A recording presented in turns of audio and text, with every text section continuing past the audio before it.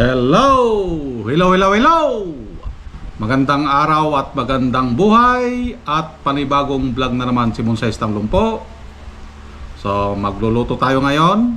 Nung nakaraan, nagluto tayo ng papaitan ng Ilocano. Ngayon naman, ang lulutuin natin ay tinatawag nilang pigar-pigar sa Pangasinan or Pangasinense. Okay? So, paano lutuin ang pigar-pigar? Manood lang sa aking gagawin. Ito ang kanyang mga sangkap. Iyan, karne ng baka. Ayan. Saka repolyo. Dito na lang tayo kukuha ng aking mga sangkap dahil nandito naman na lahat yung mga kailangan. Okay? So, let's start.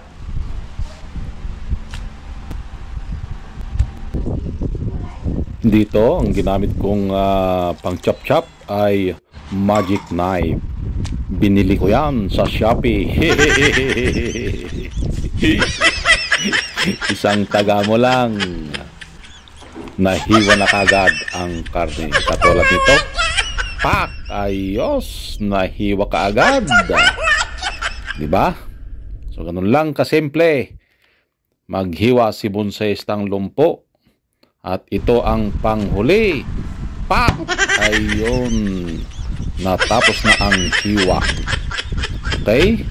So, isusunod natin ang ating mga sangkap. Ang bawang. Uy, magic kaagad. Ayun, nagkahiwa-hiwalay na. Pokpok dito, pokpok doon. May sama ng loob. Magpokpok ka ng bawang. Pangtaboy sa malas. Ayun, at tadtarin ulit natin isang magic.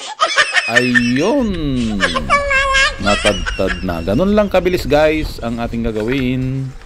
At isunod natin ang sibuyas. Ayun, na magic ulit, tadtarin.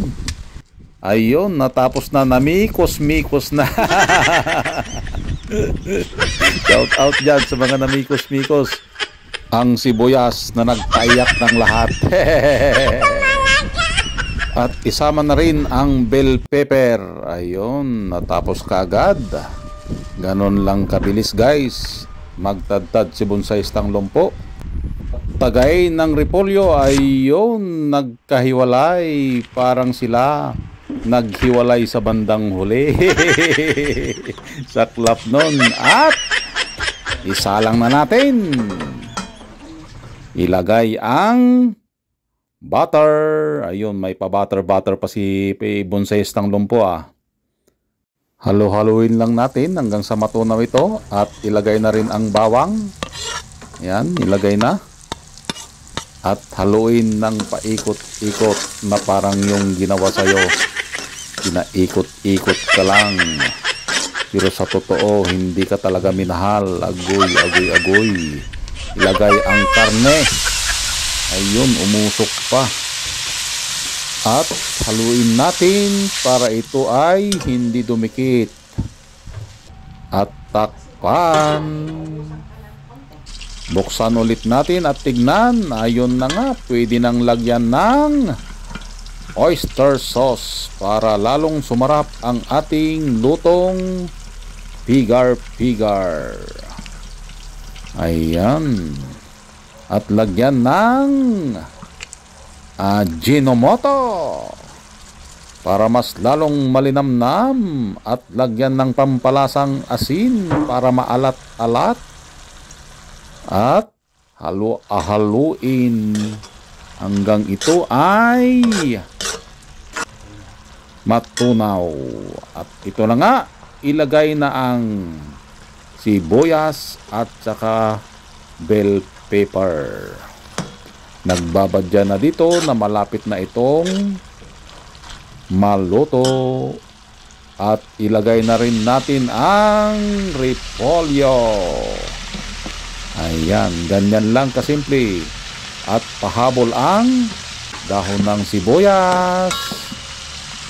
Halo-haluin. At takpan ng 2 minuto. At tignan ulit natin. Ayan na nga. Pwede na. pwede na itong ihain. Okay, ayos. At patayin na natin. Yan. Tapos na nating lutuin. Plating muna tayo, agoy. May nalalaman pang plating. Okay, so let's go. Ipunta natin doon sa lamesa para matikman na natin. Okay? Itsura pa lang, katakam-takam na. At sabaw pa lang, ulam na. Ayos. Siyempre, titikman natin ang luto ng pigar-pigar. Ang pigar-pigar ay luto ng taga-Pangasinan. Okay? Unang sobo para sa inyo.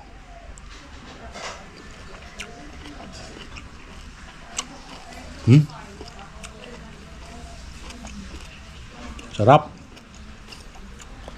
So ito, natitikman ko lang itong pigar-pigar na ito pag gumagaway ako ng o pumupunta ng Pangasinan, dahil ito din yung pinaka-special nilang menu. Katulad sa mga Ilocano, ang special menu ng mga Ilocano ay papaitan. So sa mga taga Pangasinan, doon mo matitikman yung ganitong luto, ang pigar-pigar. Okay? So maraming salamat at nakarating tayo sa dulo ng aking video. Hanggang sa muli. Bye-bye!